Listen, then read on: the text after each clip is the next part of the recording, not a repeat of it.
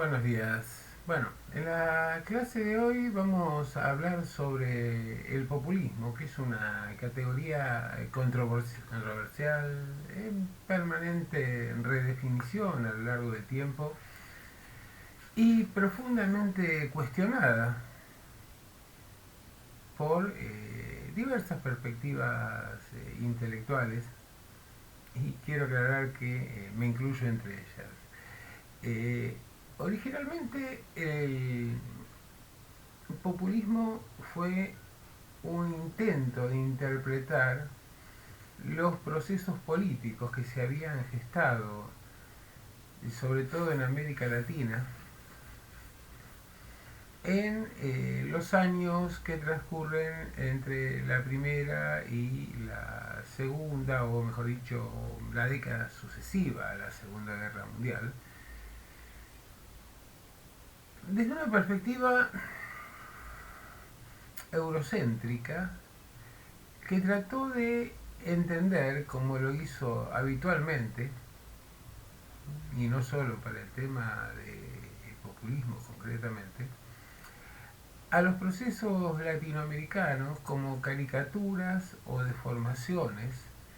de los procesos europeos considerados como normativos o clásicos. De este modo, las sociedades latinoamericanas habrían experimentado un proceso de modernización incompleta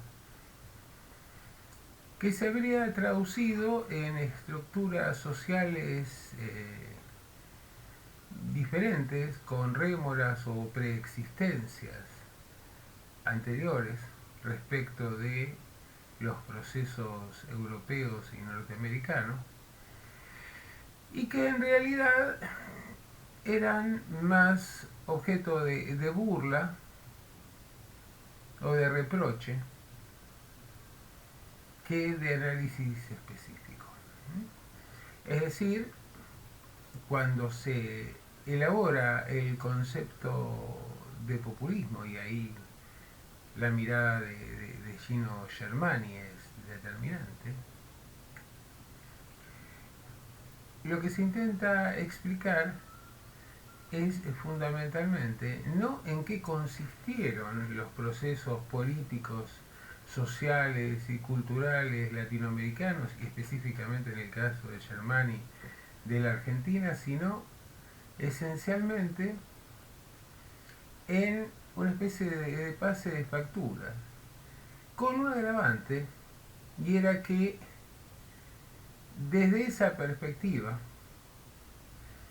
los denominados populismos significaban ejemplos,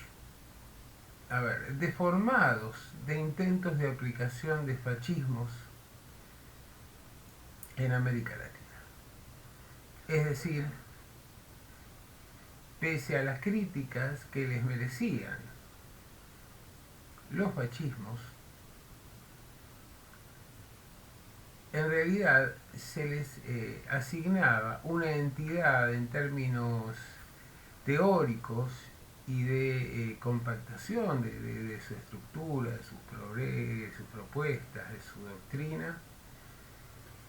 de la que carecían los procesos latinoamericanos. Con una diferencia, y era que mientras que para los casos europeos los fascismos habrían sido la expresión de los temores de las clases medias fundamentalmente y altas ante el ascenso de la clase obrera expresada en partidos comunistas, en América Latina lo que se habría registrado habría sido un proceso de migraciones internas con una población originariamente rural que se había desplazado a los conurbanos de las principales ciudades y que habían sido introducidas dentro de procesos de industrialización que en términos tecnológicos eran significativamente atrasados respecto de los europeos, Y de este modo, esos populismos latinoamericanos de alguna manera intentaron aglutinar a esas clases migrantes introducidas a la estructura industrial, ¿m? Tratando de evitar que fueran cooptadas por alternativas del comunismo. Y a este elemento se sumaba, en su profunda desconsideración de la capacidad o iniciativa de estos sectores migrantes, la aparición de un líder antisistema que procedía de la élite pero que rompía con ella y que planteaba una propuesta de confrontación con esa élite establecida a la que definía como antagonista y generaba un colectivo propio,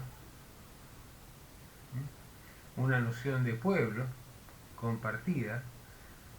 que se identificaba y cobraba vida a partir de su vinculación con el líder. Ya que esa masa informe, como se la describía, era incapaz incluso de definir sus propias demandas, sus propias expectativas, un proyecto concreto. Ese líder se adelantaba al instalar una serie de tópicos que componían un programa político que era aceptado y reconocido por esa masa, como las reivindicaciones que efectivamente esperaba que pudieran llegar a implementarse. El análisis es por demás despectivo y el concepto populismo implica una visión caricaturizada de esos procesos históricos. Y claramente está instalada en una perspectiva intelectual que privilegia el provincialismo cultural, ¿no? El hecho de que las sociedades americanas solo podrían desarrollarse y alcanzar niveles de modernización apropiados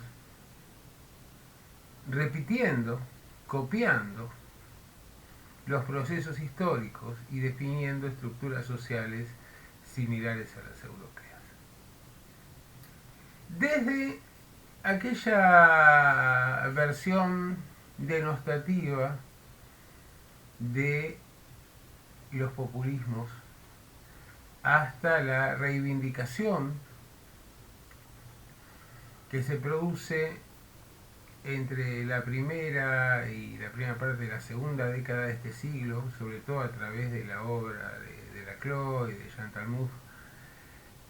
ha pasado mucha agua bajo el puente, sin duda.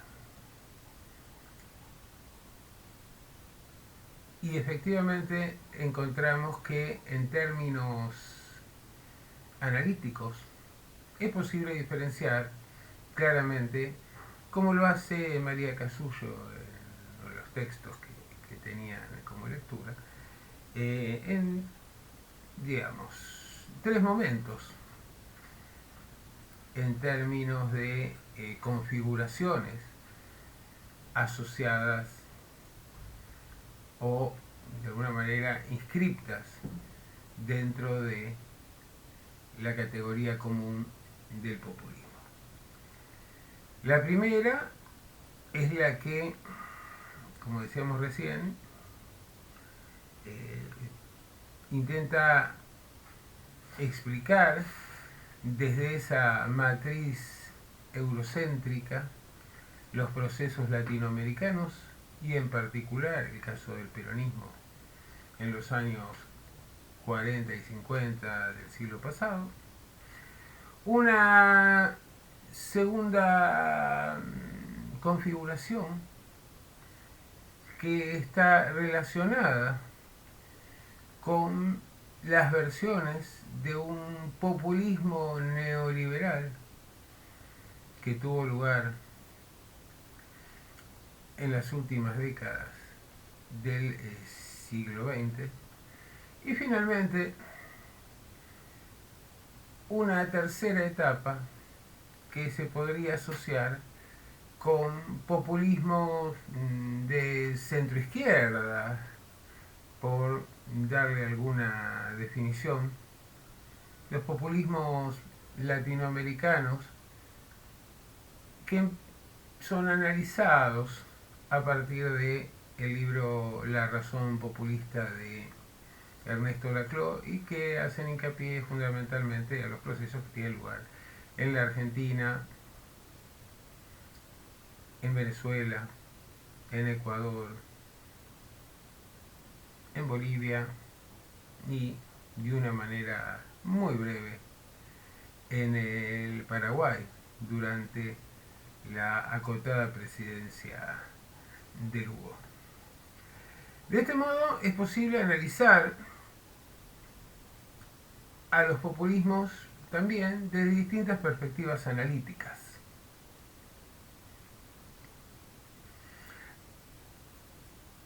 Una perspectiva que en general han privilegiado los autores en los últimos años ha sido la de hacer hincapié en la dimensión discursiva de la construcción del fenómeno populista, y esto claramente vinculado sobre todo con la obra de Laclau. Pero también hay otras perspectivas posibles y que están asociadas a una perspectiva primordialmente económica, por la cual los populismos son inviables en el largo plazo, implican políticas de redistribución que finalmente no pueden ser sostenidas en el tiempo, que generan un caos en las finanzas públicas y que finalmente terminan generando situaciones de crisis profundas en la estructura económica y social que terminan llevándolos a la derrota. Esta mirada es una mirada realmente muy general y que si bien puede aplicarse a los populismos también, o algunos ejemplos de los denominados populismos, también puede aplicarse a otro tipo de regímenes o de formas de organización y de administración del poder político. También tenemos otra mirada, que es una mirada que privilegia la dimensión sociológica, tratando de identificar una clase o algún tipo de alianza de clases articulada alrededor de la figura de un líder. El problema es que esas alianzas de clase son a menudo inestables, difíciles de definir y sobre todo teniendo en cuenta que los populismos no toman como universo de referencia una estructura social desde una perspectiva marxista, sino que fundamentalmente implican una construcción de colectivos, de identidades colectivas, que atraviesan a las clases sociales para convertirlas o para tratar de articularlas en una identidad común que cobra sentido a partir, por un lado, de un liderazgo propio, del cual resultan inescindibles, y por eso la dificultad en términos de la sucesión del líder carismático que articula ese populismo. Y por el otro lado, el antagonismo respecto de un adversario que es identificado con el mal, que generalmente está asociado en los casos latinoamericanos a la élite económico-financiera. Pero tenemos que tener en cuenta también, digamos, que estas tres figuras, la figura del héroe colectivo, que es el pueblo, un pueblo que se construye a partir de la interlocución y de la retórica del líder, que es el otro elemento fundamental. Es decir, contamos con un héroe colectivo, un líder y un villano. El villano claramente son aquellos sectores que se oponen a todo tipo de mejora o que cuestionan incluso la dignidad humana de los grandes colectivos sociales. Pero, si bien estos fenómenos o caracterizaciones en estos términos,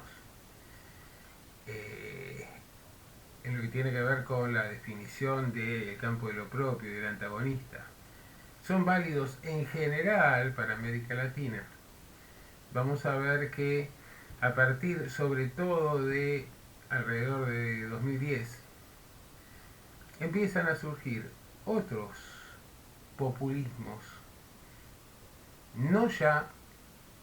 aquí en América Latina, sino en los Estados Unidos, en los países del norte de Europa, países del este de Europa, incluso la India,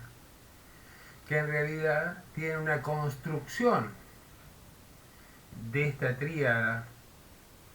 líder, héroe y villano que es sustancialmente diferente, porque en realidad conllevan un componente nacionalista y étnico mucho más fuerte, y fundamentalmente apuestan a construir ese colectivo de héroe colectivo basado en la idea de pueblo dentro de los sectores medios y medios altos de la sociedad, y definen como villanos generalmente a los inmigrantes. Entonces, aquí tenemos un problema, y es el hecho de que con la categoría populismo en general se pretende definir a procesos históricos sustancialmente diferentes que tuvieron lugar en momentos distintos de la historia y que además no tienen coherencia en cuanto a la definición de sus características principales, lo cual conlleva, en mi opinión, a cuestionar profundamente esta categoría como analítica. Sin embargo, se ha instalado en el discurso público, y además, de alguna manera, tanto por propios como por ajenos, se les ha reconocido a estos populismos tan likes en su definición, tan débiles en cuanto a su tramado teórico y analítico, una llamativa capacidad de gobernanza. A diferencia de los partidos tradicionales que se han visto sumidos en una profunda crisis a partir de los procesos de globalización, de desarrollo tecnológico, del debilitamiento del Estado-Nación en términos de garantizar y controlar la circulación de discursos en el ámbito de su competencia, que generaron las redes sociales inicialmente, las diversas aplicaciones, los los distintos espacios de interacción, y también por la heterogeneización, la fragmentación de las estructuras sociales a partir de la coexistencia entre distintas formas de trabajo y de regímenes normativos relacionados con la órbita del trabajo. Encontramos que de alguna manera el populismo es asociado a estrategias exitosas de gobierno.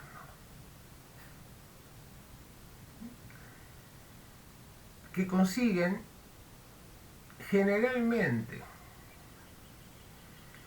desde espacios políticos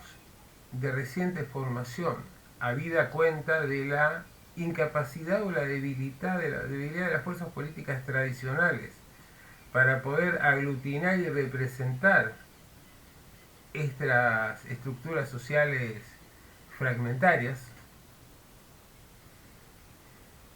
estas nuevas alternativas de líderes surgidos de la periferia o recién insertos dentro de del tablero de la disciplina política, del juego político, consiguen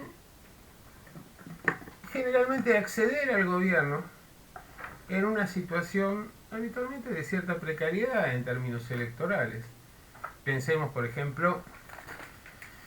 en las condiciones de acceso de Néstor Kirchner aquí en la Argentina al gobierno en 2003 con apenas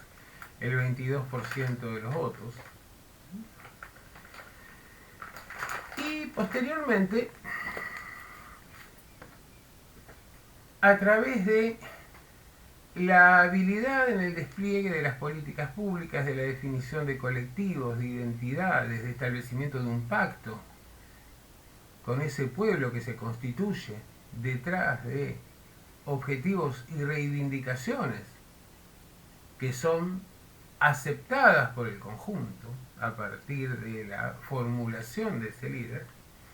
consiguen mantener sus éxitos electorales y su titularidad en los ejecutivos nacionales durante periodos llamativamente extensos. Lo que propone algunos autores, entre los cuales se incluye aquí Casullo, naturalmente, es en tratar de abordar a los populismos como fenómenos exclusivamente político-discursivos, prescindiendo de esos enfoques sociológicos habida cuenta de la trama diferenciada en términos de alianzas sociales y también de esos enfoques primordialmente economicistas, habida cuenta también de la divergencia en lo que tiene que ver con las políticas económicas formuladas desde el Estado. En líneas generales, digamos, podríamos plantear desde esta caracterización un tanto reduccionista del fenómeno que estos populismos imponen una mayor presencia del Estado en el ámbito de la economía, de las relaciones laborales, de las políticas de asistencia social, por un lado, y por otro lado, que a diferencia de versiones anteriores que tenían una mirada sistemáticamente crítica respecto del capitalismo, en general no se oponen al capitalismo en sí, sino a las consecuencias de un capitalismo salvaje sobre las mayorías. Es decir, no generan grandes formulaciones en términos doctrinarios, no definen programas de doctrina. Por ejemplo, si tenemos que comparar la doctrina peronista de los años 40 o 50 respecto de las políticas impulsadas por el menemismo o por el kirchnerismo, cristinismo durante los 12 años de gobierno de Néstor Kirchner y Cristina Fernández, podemos ver que en muchos casos se advierte una tendencia, un giro hacia posiciones más vinculadas con formulaciones socialdemócratas, pero que no consiguen resumirse en un programa socialdemócrata. En parte esto puede adjudicarse a los cambios producidos en las estructuras sociales y a lo que tiene que ver con el contexto geopolítico y los condicionantes existentes para el impulso de políticas. De hecho, Perón tuvo que recurrir a su actualización doctrinaria en los años 60 para justamente actualizar una doctrina que había sido formulada en el contexto de la finalización de la Segunda Guerra Mundial y en un mundo previo al impacto de grandes cambios que se llevaron adelante en las décadas sucesivas. Entonces, en realidad, esa doctrina o ese programa duro en el cual podía reconocerse el colectivo que respaldaba ese liderazgo, en las últimas décadas encuentra más dificultades, porque en realidad se trata de iniciativas que implican una cierta visión del mundo, aunque son mucho más maleables en lo que tiene que ver con sus definiciones concretas. Y esto es un elemento distintivo, que justamente a causa de esa debilidad doctrinaria les ha resultado positiva para tratar de adaptarse a los cambios en términos de las condiciones, tanto a nivel local como los condicionantes externos, y ganar elecciones intermedias y reproducirse en la titularidad del Ejecutivo por periodos llamativamente extensos por comparación a la duración que han tenido otras opciones políticas.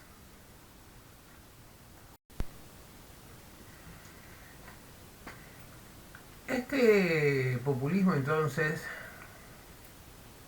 acotado a una dimensión específicamente política y discursiva, dio lugar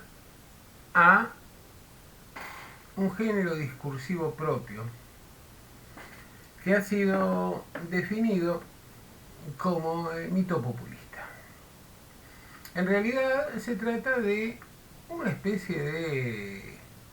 modelo para armar, una especie de plantilla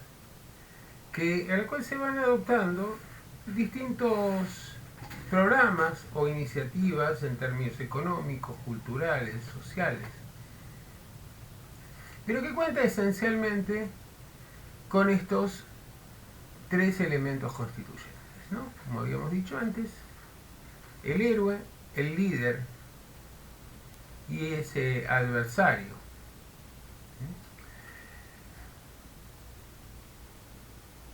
A diferencia de lo que habían sido las propuestas políticas de las grandes corrientes clásicas en términos del pensamiento europeo, el liberalismo de un lado y el comunismo del otro, fíjense que el sujeto, en el caso del liberalismo, El héroe es el individuo, un individuo que opera en la órbita del mercado y que tiene como antagonista al Estado. Por eso sus embates son constantes respecto de cualquier clase de regulación o intento de incidencia estatal sobre las actividades humanas. Y que si bien se alude a un colectivo común, expresado a través de el bien común o el interés general, en definitiva,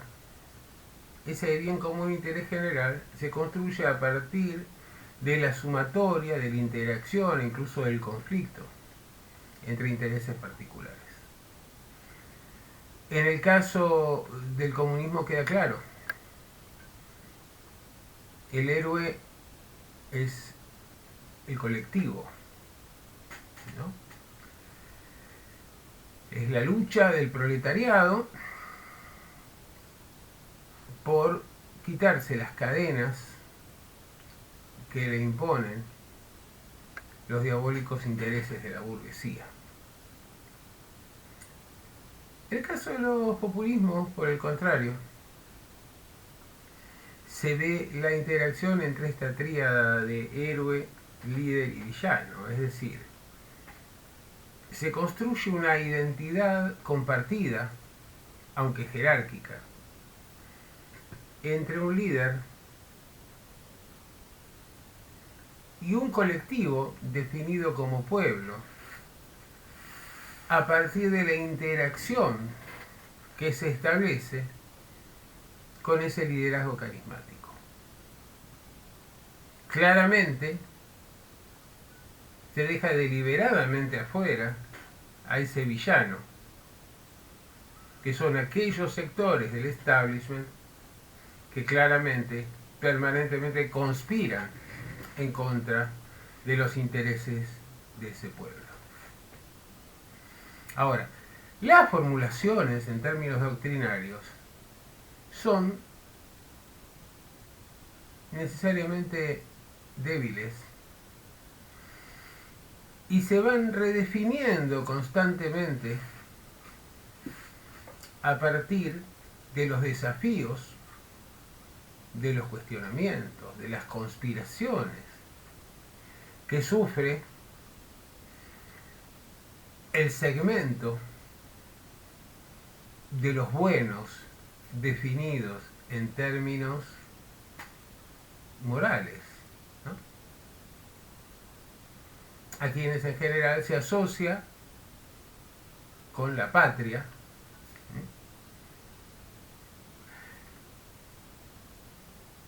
frente a estos otros intereses que son intereses asociados más bien por sus alianzas cosmopolitas o por su pretensión, siendo sectores menos encumbrados socialmente, de algún día llegar a ocupar un espacio dentro de ese segmento de los elegidos. Pero también hay otro sector que va a formar parte de ese universo de villanos. Y ese sector son los traidores, los denominados traidores. Aquellos que se animan a manifestar su disidencia respecto de iniciativas, de acciones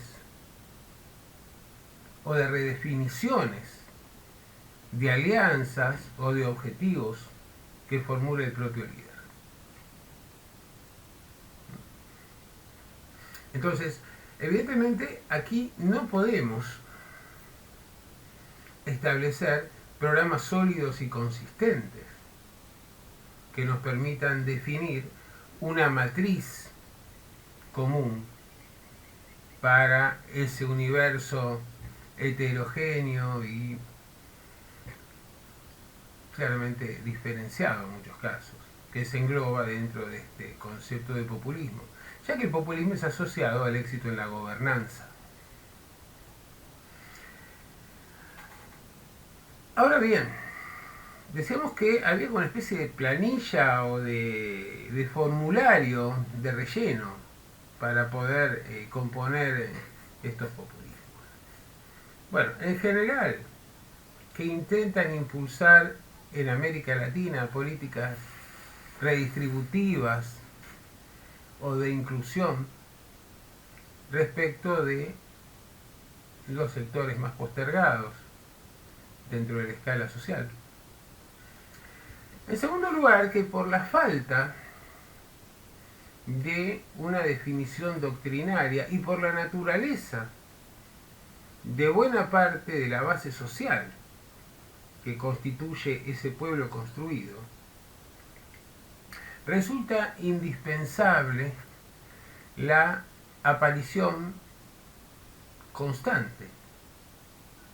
del líder para no solo, digamos, confirmar la existencia de esa comunidad compartida entre el líder y el héroe colectivo, sino también para dar explicaciones didácticas respecto de nuevas iniciativas o de insistencia en iniciativas anteriores. En términos de narrativa, es decir, y este es un aporte de las neurociencias a lo que tiene que ver con las herramientas discursivas de aplicación política, resulta fundamental que no se lancen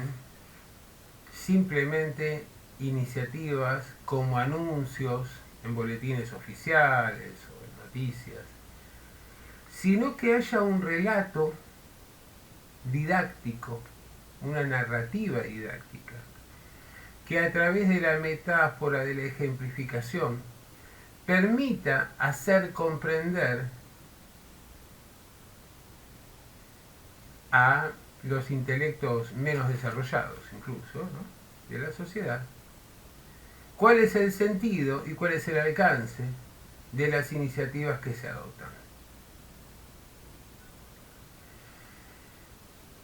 No es casualidad que haya generalmente una asociación entre las leyendas populares que se cuentan a los niños en una etapa donde es mucho más sencillo en el crecimiento humano, donde es mucho más sencillo entender a partir de la asociación del relato que de la definición de categorías teóricas concretas. Y además hay otro elemento que es fundamental, y es que en todos estos casos de populismos, de esta bolsa de populismos latinoamericanos al que hacíamos referencia, cuentan con un antagonista común que no solo son, evidentemente ya habíamos dicho, ese establishment y los traidores, sino que también esa oposición tiene prácticamente el control de la gran mayoría, prácticamente de casi todo el espectro comunicacional. Entonces, ¿cómo competir? ¿Cómo tratar de equilibrar esa capacidad de incidencia o de manipulación de las representaciones sociales, del imaginario colectivo, que intentan llevar adelante estos sectores más concentrados de la propiedad a partir de sus operadores publicistas sobre la audiencia, la manera naturalmente es a través de la aparición pública de un líder con una capacidad didáctica y de retórica excepcional, que permita explicar, expresar y contradecir, confrontar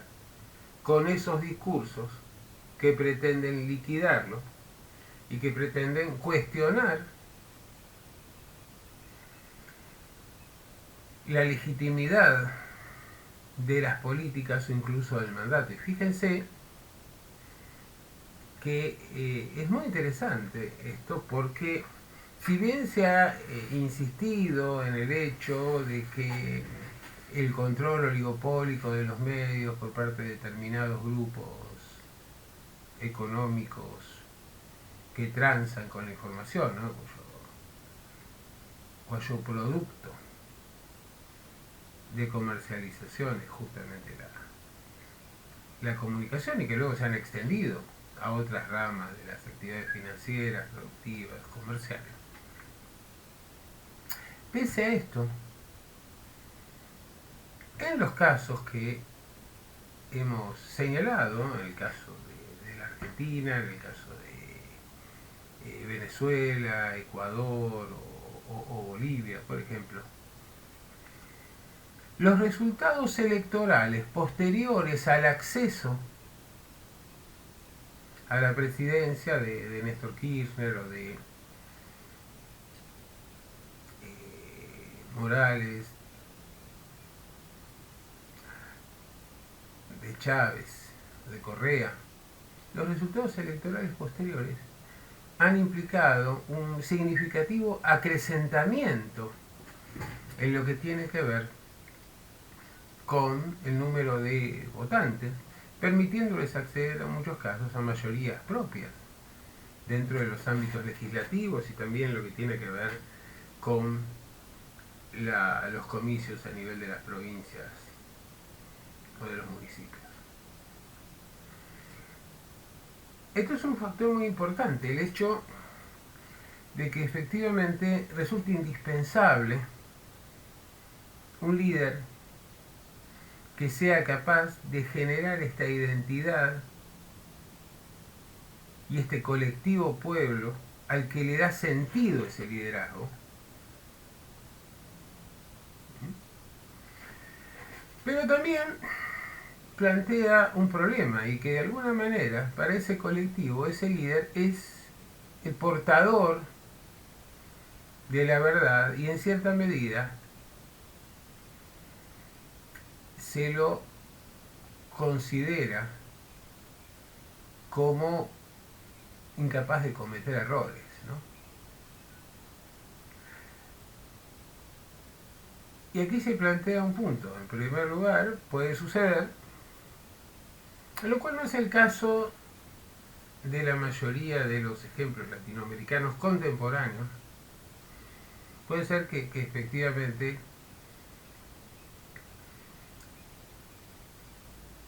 por los condicionamientos externos, por errores en las políticas implementadas, o por situaciones excepcionales, sequías, terremotos, lo que fuera, no pueda seguir llevándose adelante esa política de redistribución de beneficios dentro de ese amplio colectivo definido como pueblo. O también el hecho de que esos líderes, en general, la excepción podría ser el caso argentino con la sucesión de Néstor hacia Cristina Fernández, pero luego existe un gravísimo problema a nivel de la sucesión. ¿Por qué razón? Bueno, porque fundamentalmente se le reconoce el carácter de portador de alguna manera de una verdad revelada, como el profeta de una religión civil, a ese líder, pero no queda claro quién estaría autorizado para sucederlo. Sobre todo cuando esos líderes continúan con vida y en ejercicio de la actividad política, porque, claro, puede plantearse también el caso de Maduro en Venezuela, que es un fenómeno realmente muy interesante, porque efectivamente los resultados económicos de la gestión de Maduro, a partir de condicionamientos externos, bloqueos, impulsos desde el exterior de políticas destituyentes y desaciertos propios, llevaron a una caída significativa en los niveles de vida, de producción y demás de Venezuela. Pero ahí tenemos que advertir que no hay una competencia, no hay un Chávez vivo para contraponerla. El problema se va a plantear más que nada cuando estos líderes que consiguen definir este mito populista a partir de su interacción con el pueblo que han constituido, deban dejar el control institucional o deban apartarse del ejercicio efectivo del liderazgo. Para los populismos tradicionales, en realidad, si bien en la mayor parte de los casos surgen a partir de elecciones y no de golpe de Estado, la continuidad en el tiempo de ese líder, en realidad, por un motivo o por otro, terminaba sosteniéndose hasta su deposición o bien hasta el fallecimiento. El problema es que estos populismos son populismos que se definen como democráticos, aunque no partidarios de una democracia liberal de mercado, y de ahí vienen cuestionamientos de sus antagonistas. Entonces, si deben respetarse las reglas de juego sucesorias, una vez agotadas las instancias de reelección, se plantea una especie de cuello de botella. ¿Cuál es? ¿A quién ese colectivo pueblo debe seguir, debe considerar como su referencia? Y en el caso de que efectivamente el presidente sea otro, pero que responda a la selección o al mismo signo político del líder que ha construido ese vínculo, ese mito, ¿hacia quién debe dirigirse la lealtad, la obediencia?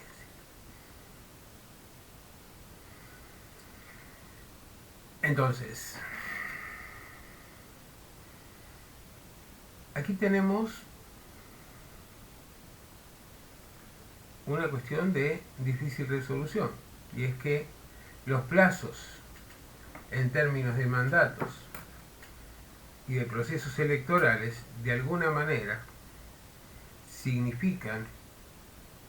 una instancia de difícil resolución a la cual les ha costado encontrar una respuesta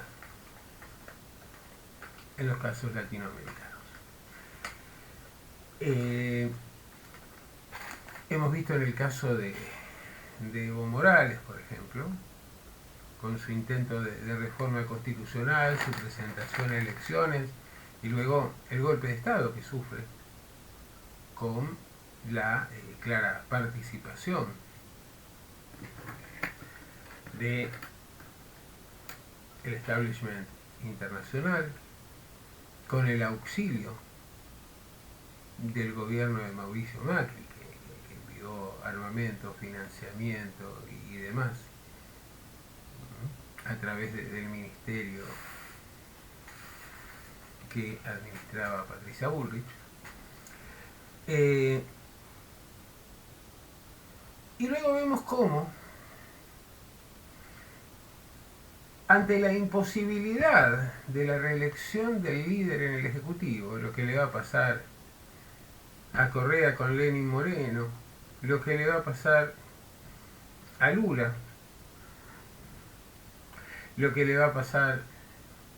también a Evo Morales,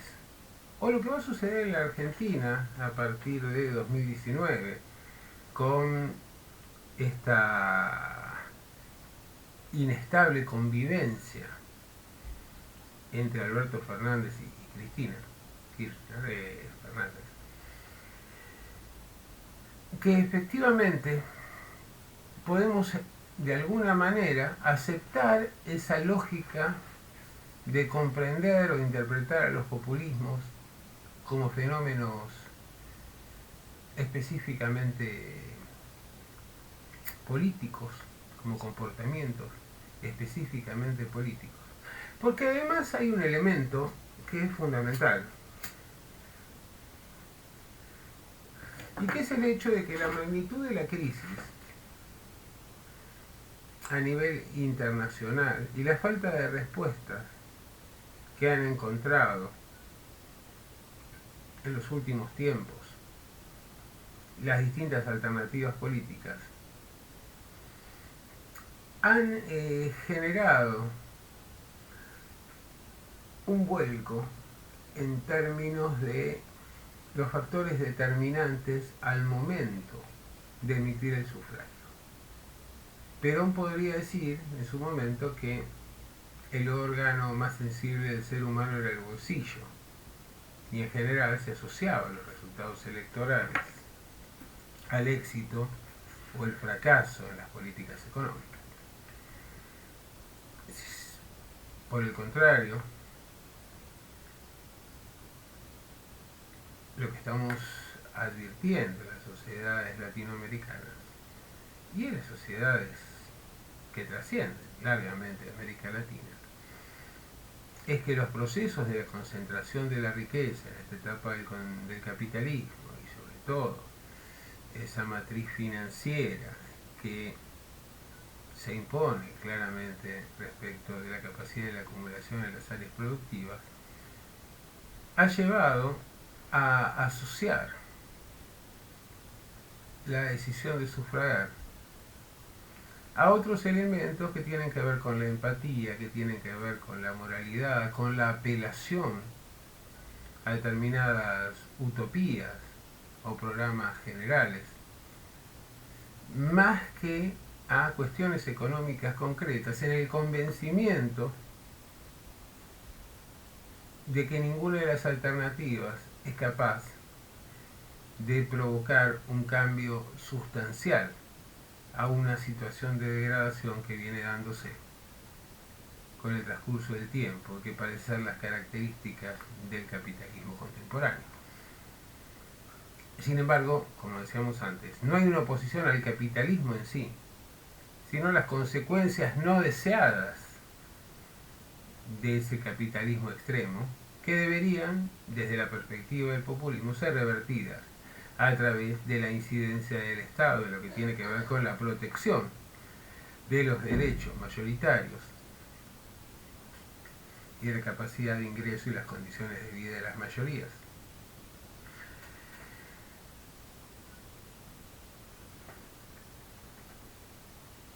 Este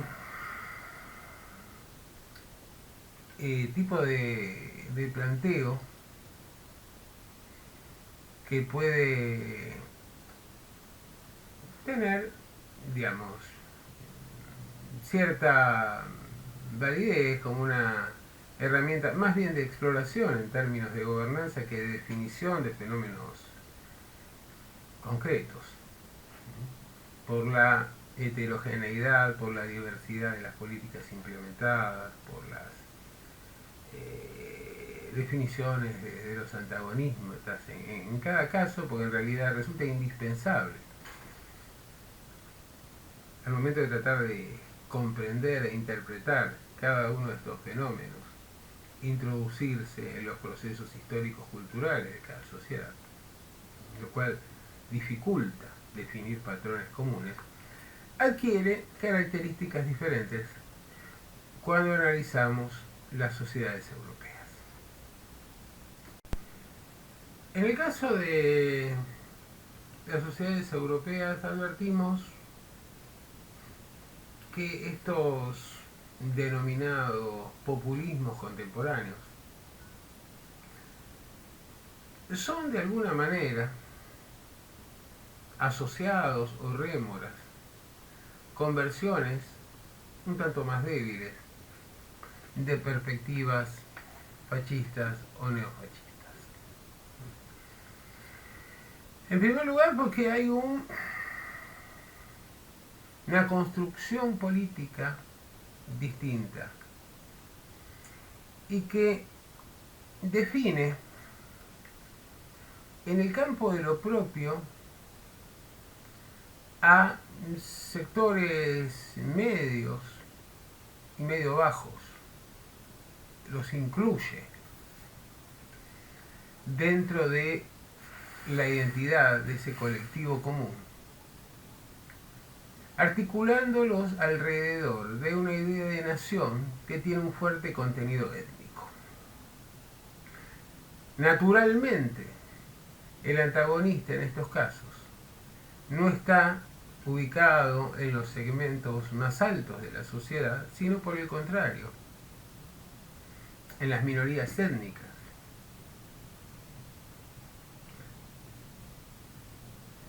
Tanto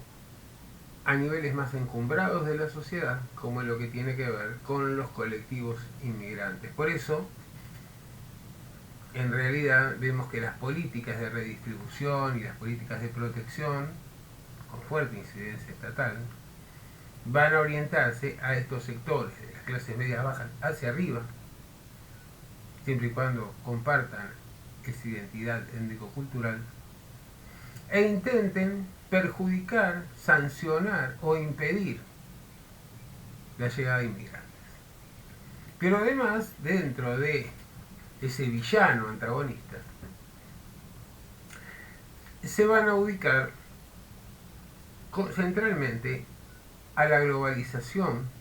y a los intentos de internacionalización de la administración.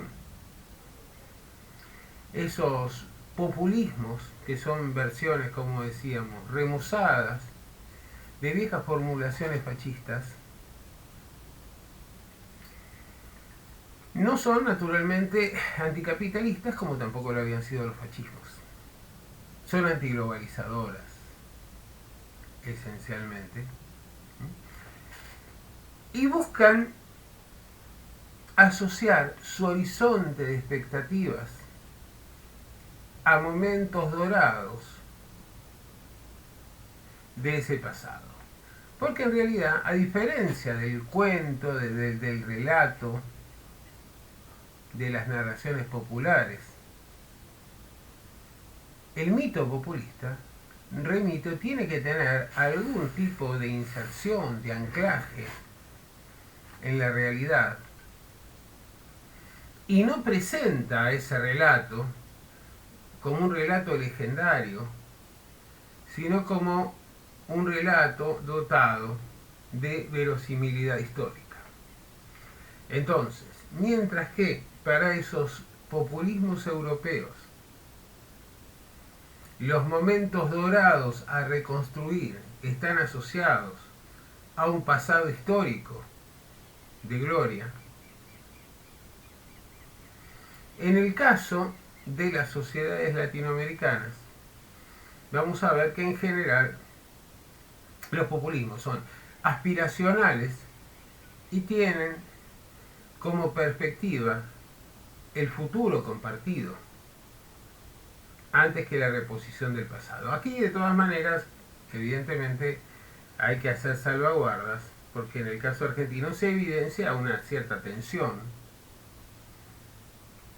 dentro de la composición, digamos, no tanto del kirchnerismo, pero sí del cristinismo. Una tensión entre ese anclaje en el pasado, en las reivindicaciones, en la conquista, en los logros, en las realizaciones del peronismo histórico,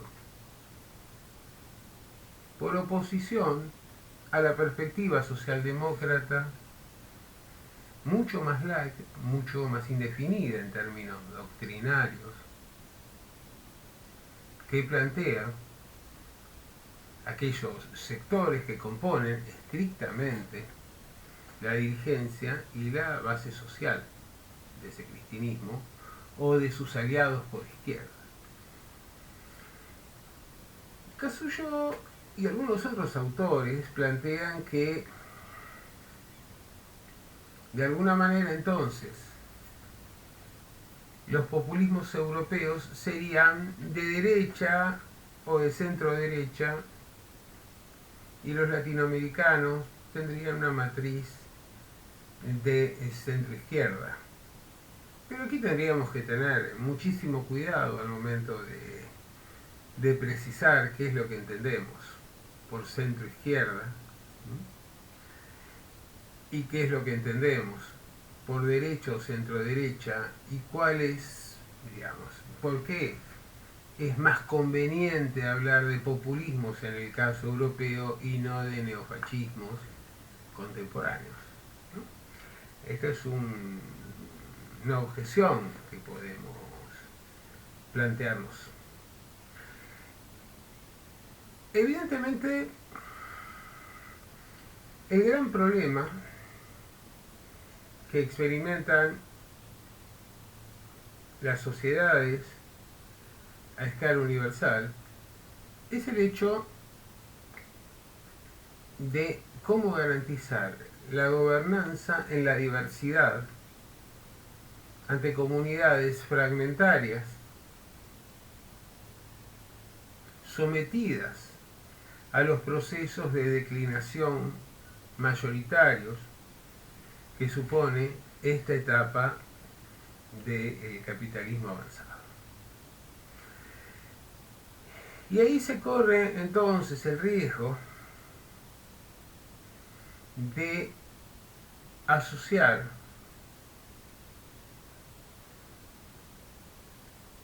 casi cualquier modelo exitoso en términos de gobernabilidad dentro de esta categorización general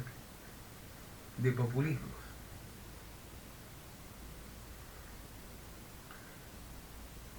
¿Por qué razón? Porque no definen un programa concreto, porque alternativamente pueden beneficiar a sectores étnicos y ubicados desde las clases medias hacia arriba dentro de la escala social, o bien pueden incluir dentro de ese colectivo pueblo a la comunidad latinoamericana en su conjunto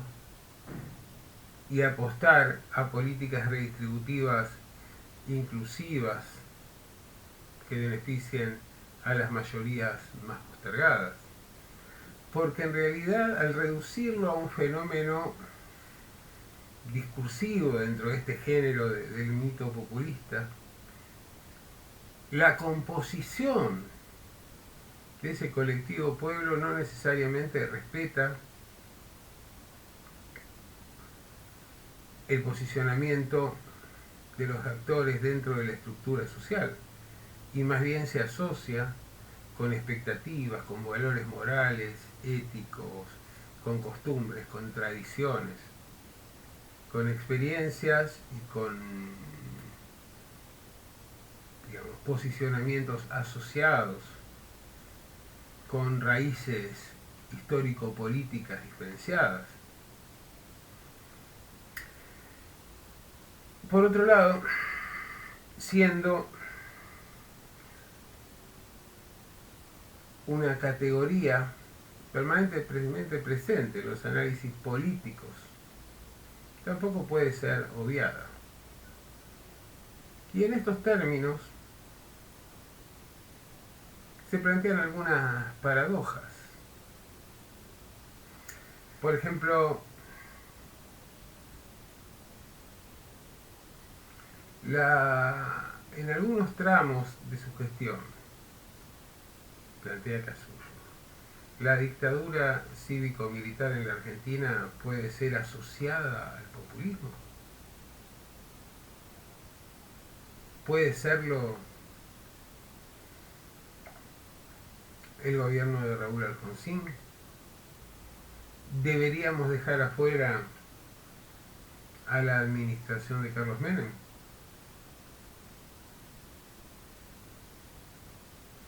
Podríamos incluir a los años de la década ganada, pero con el gasto social que llevó adelante el macrismo, por lo menos durante sus primeros años de gestión y su vinculación con los movimientos sociales, habría que incluirlo dentro de la lógica de los populismos. Evidentemente, dudas son las que sobran. Podríamos preguntarnos qué incidencia tuvo la coexistencia entre un presidente formal y una líder en la informalidad de su liderazgo desde la vicepresidencia, en términos de la fractura y declinación del Frente de Todos, y luego la reciente, digamos, reencuadramiento en las elecciones del otro día y con final abierto detrás de un nuevo liderazgo como el de Sergio Massa. Podríamos definir a Javier Milei como un neopopulista de derecha. Y ahí es donde aparecen las objeciones respecto de esta categoría, que por tan amplia, por su intento de describir situaciones, experiencias, iniciativas tan heterogéneas y contradictorias, termina finalmente, a mi juicio, digamos, convirtiéndose en casi la nada misma, ¿no? Es decir, en más que nada, más que describir al populismo a partir de determinadas características, lo que estamos es juzgando el éxito de cierto dispositivo en términos de articulación del poder y construcción de liderazgos, que se define más bien por el éxito, sí, antes que por sus características propias, porque en definitiva, por el hecho de que en general todos estos líderes populistas en este sentido tan amplio, de centro, de derecha, de centro izquierda, en general tienen su origen en las afueras o en los márgenes de la política. Lo que parecen terminar explicando es que en contextos de crisis extremas existe una amplia masa heterogénea ahora en disponibilidad que busca algún tipo de identificación y de representación,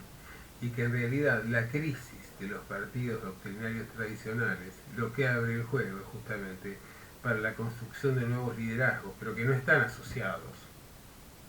con estructuras programáticas que se mantienen en el tiempo, sino fundamentalmente con liderazgos personales que son ambiguos porque están asociados a la vida útil en términos políticos o en términos de limitaciones institucionales que pueda tener cada uno de estos líderes carismáticos. Bueno, terminamos así la clase de hoy. Bueno, nos despedimos hasta la próxima.